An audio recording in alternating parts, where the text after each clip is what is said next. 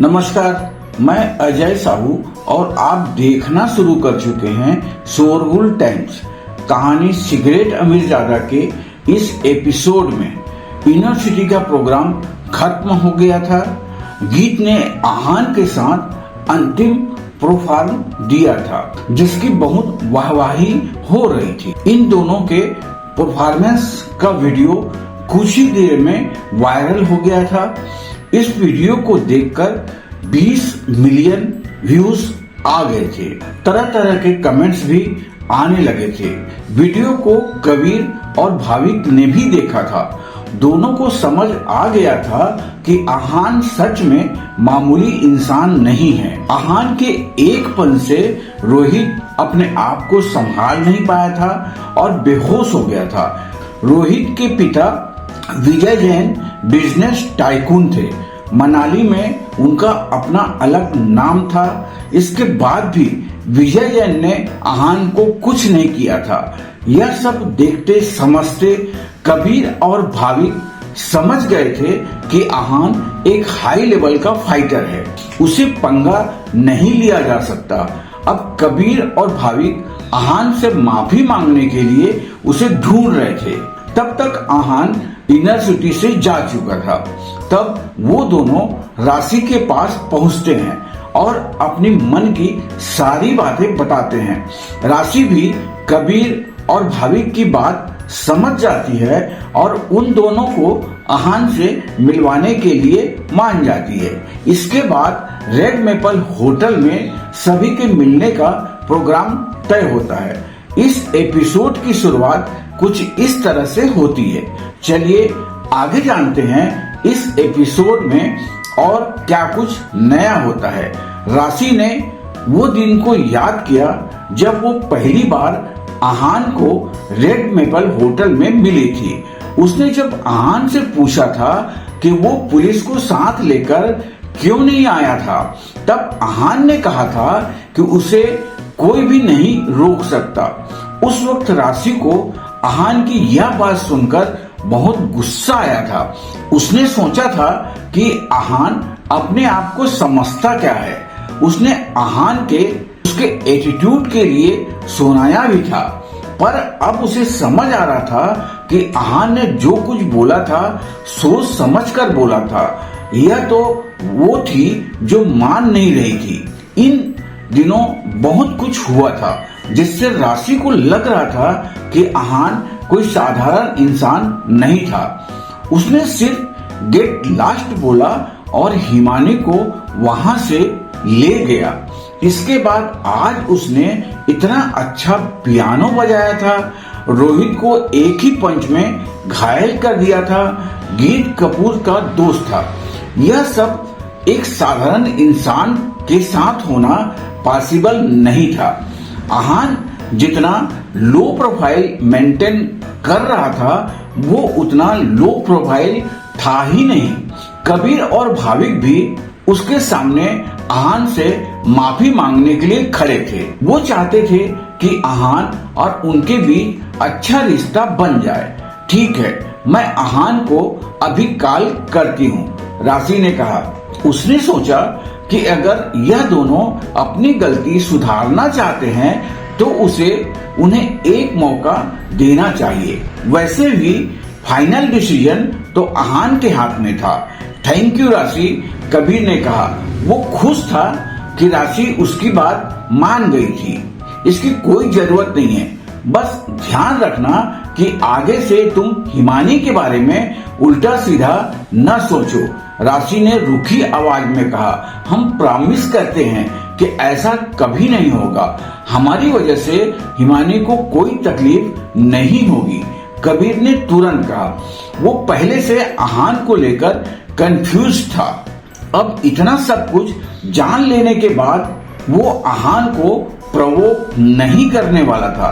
राशि ने आहान को कॉल किया और उसे सारी बात बताई।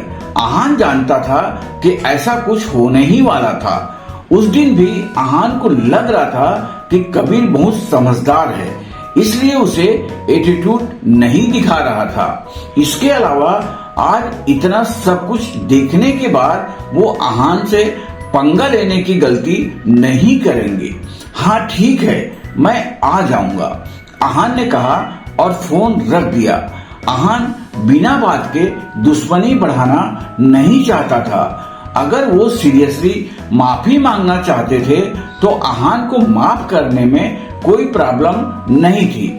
इसके अलावा कबीर और भाविक उसकी साइड आ गए और फ्यूचर में कभी हिमानी को कॉलेज में कोई प्रॉब्लम हुई तो वो दोनों उसे प्रोटेक्ट कर सकते थे। आहान कल रेड मेपल होटल पहुंच जाएगा, राशि ने कहा। यह सुनकर कबीर और भाविक खुश हो गए। उन्हें बहुत शांति मिली कि आहान मान गया था। राशि, क्या हम तुम्हें एक तकलीफ और दे सकते हैं? तुम हिमानी को भी आने के लिए बोल दोगी? भाविक ने कहा। भाविक के चेहरे पर शर्म थी। वो दोनों आहान से माफी उसके स्टेटस की वजह से मांग रहे थे, पर असल में उन्होंने हिमानी को दुख पहुंचाया था, इसलिए वो हिमानी से भी माफी मांगना चाहते थे। अगर आहान उन्हें माफ कर भी देता तो भी हिमानी की माफी उनके लिए जरूरी थी। ठीक है, मैं उसे बता दूंगी, राशि ने कहा। इस वक्त राशि के दिमाग में बहुत सारे सवाल थे। कबीर और भाविक का गुस्सा पूरे कॉलेज में फेमस था, पर उसने कभी नहीं सोचा था कि एक दिन वो दोनों उससे इतनी हम्बली रिक्वेस्ट करेंगे। थैंक यू राशि, हमने तुम्हें भी इतना कुछ बोला था, फिर तुम हमारी बात मान गई। Thank you and sorry, Kabir ने कहा। इट्स ओके, राशि ने कहा। इसके अलावा वो और कुछ भी नहीं बोल सकती थी। अगले दिन आहान यूनिवर्सिटी के बाहर हिमानी को पिक करने आया। हिमानी काफी देर से उसका इंतजार कर रही थी। इस वक्त हिमानी ने बहुत ही कैजुअल शर्ट और पैंट पहनी हुई थी। उसके चेहरे पर कोई मेकअप नहीं था, फिर भी उसके चेहरे पर ग्लो और चमक था। हेलो आहान, हिमानी ने शर्माते हुए कहा। उसे नहीं पता था कि ऐसा क्यों होता था, पर वो जब भी आहान को देखती थी उसके दिल की धड़कन बढ़ जाती थी। जल्दी कार में बैठो, आहान ने कहा। आहान को नजर आ रहा था कि हिमानी उसे कितना पसंद करती है, पर उसके दिल में सिर्फ सनाया थी। वो सनाया के अलावा किसी और के बारे में सोचता भी नहीं था। हिमानी हड़बड़ा कर कार में बैठ गई और दोनों रेड मेपल होटल की तरफ गए। जब तक वो होटल पहुंचे 12 बज चुके थे। कबीर और भाविक उसका गेट पर इंतजार कर रहे थे। दोनों बहुत कैजुअली खड़े थे और जैसे ही उन्होंने आहान को देखा वो ढंग से खड़े हो गए। वो तुरंत आहान के पास गए और बोले, यंग मास्टर, मुझे यंग मास्टर मत बुलाओ। आहान ने उनकी बात काटते हुए कहा, यंग मास्टर ना बुलाएं तो फिर हम क्या बुलाएं? भाविक ने पूछा। हम आपको ब्रदर आहान बुला सकते हैं। भाविक ने पूछा, हाँ, तुम मुझे कुछ भी बुला सकते हो, बस यंग मास्टर नहीं, आहान ने कहा। ओके ब्रदर आहान, प्लीज अंदर आइए, कबीर ने कहा। सिस्टर हिमानी, प्लीज आइए अंदर, भाविक ने तुरंत कहा। आहान ने इस बात को इग्नोर किया और चुपचाप अंदर चला गया। हिमानी ने यह सुनकर ब्लश किया, पर उसने किसी से कुछ नहीं कहा और आहान के पीछे पीछे अंदर आ गई। रेड मेपल होटल बहुत बड़ा होटल था। वहां पर स्पेशल रिजर्वेशन भी होते थे। वहां एक क्लब था जिसका हिस्सा सिर्फ वहीं के लोग बन सकते थे जिनके पास मेंबरशिप होती थी। आहान के पास मेंबरशिप नहीं थी, पर कबीर के पास थी। कबीर की आंटी इस होटल की शेयर होल्डर थी, इसलिए उसके पास अच्छे खासे राइट्स थे। कबीर ने अपने लिए एक प्राइवेट एरिया बुक किया था। चारों सीधा वहीं पर गए। उनके लिए कुछ स्टाफ मेंबर पहले से वहीं पर थे और उनकी सर्विस भी बहुत अच्छी थी। कबीर ने पहले ही स्पेशल मेनू तैयार करवा रखा था। हर कोर्स के हिसाब से एक एक करके वहां पर डिशेस आने लगी। भाविक और कबीर का बर्ताव बहुत अच्छा था। वो उनका बहुत अच्छे से आदर सत्कार कर रहे थे। ब्रदर आहान, मुझे उम्मीद है कि आपको सब कुछ अच्छा लग रहा है। कबीर ने कहा। हाँ, आहान ने कहा। सिस्टर हिमानी, तुम कुछ और लोगी? कबीर ने पूछा। नहीं, थैंक यू, हिमानी ने कहा। कुछ देर बाद कबीर ने कहा, ब्रदर आहान, उस दिन जो कुछ भी हुआ हम उसके लिए आपसे माफी मांगते हैं। प्लीज नादान समझकर हमें माफ कर दीजिए। इट्स ओके, जो हुआ उसे भूल जाओ, आहान ने कहा। वो दोनों आहान के साथ इतने आदर से पेश आ रहे थे, इसलिए आहान ने बात बढ़ाना ठीक नहीं समझा। उसने भी उन दोनों की तरह अपोलॉजी एक्सेप्ट कर ली थी। सिस्टर हिमानी, आहान से माफी मांगना इतना जरूरी नहीं है जितना तुमसे है। अगर हमने उस दिन यह सब नहीं किया होता तो तुम्हें किसी तरह की कोई तकलीफ नहीं होती। प्लीज हमें माफ कर दो, आगे से ऐसा कुछ नहीं होगा, कबीर ने कहा। हिमानी ने कोई जवाब नहीं दिया, बस मुस्कुराते हुए अपनी गर्दन हिला दी।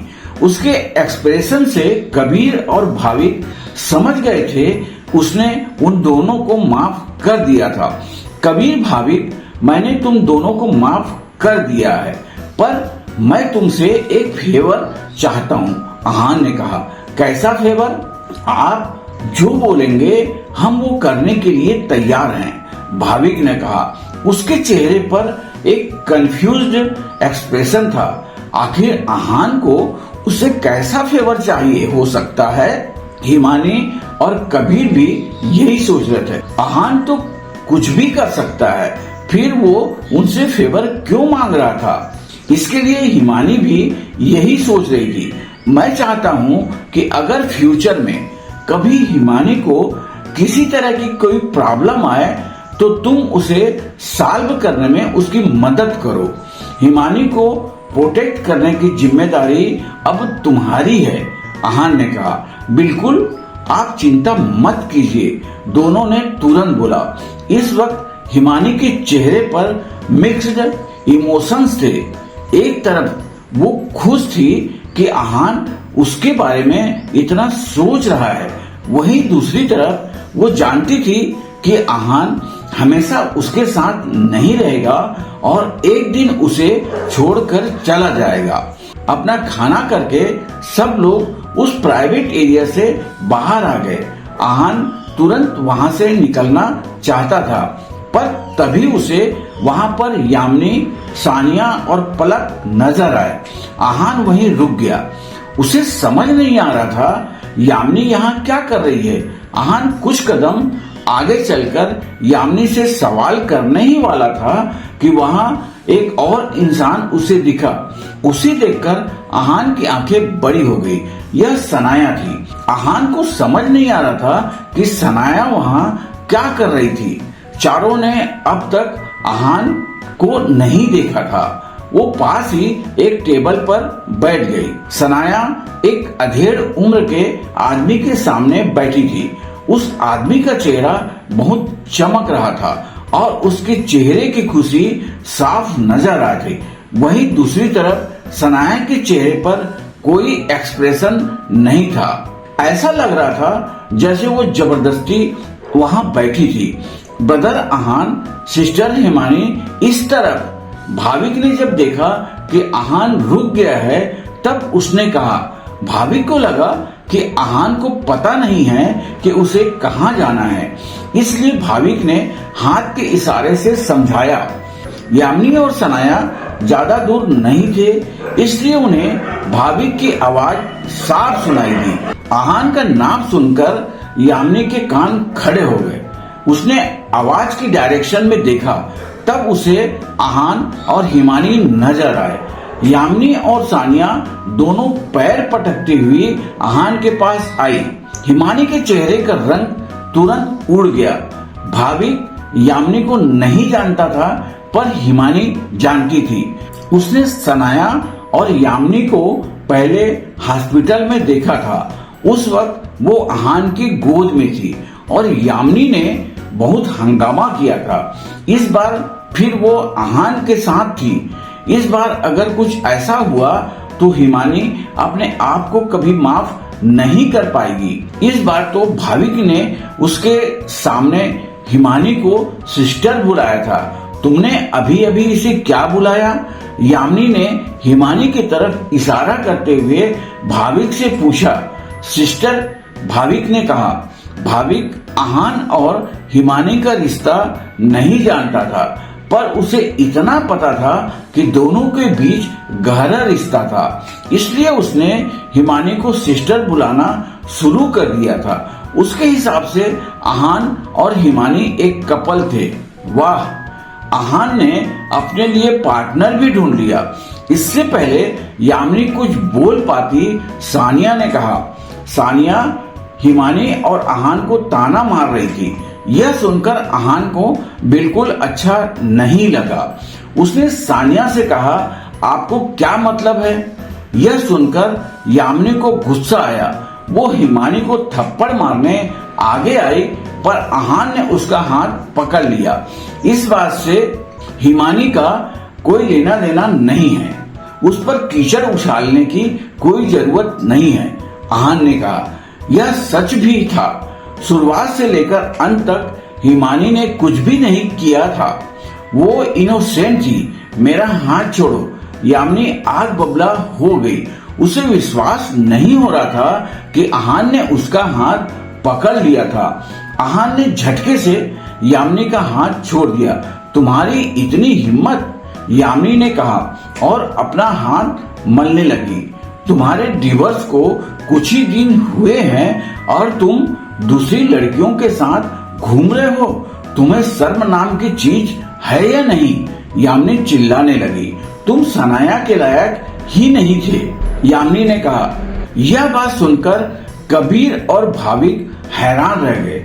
आहान शादीशुदा था, यह बात वो दोनों जानते थे, पर उसका डिवोर्स भी हो चुका था, यह उन्हें नहीं पता था। उन्होंने आहान और हिमानी को कपल सिर्फ इसलिए समझा क्योंकि उन्हें लगा था कि आहान पावरफुल था और उसकी बीवी यहाँ नहीं थी, इसलिए वो हिमानी के साथ था।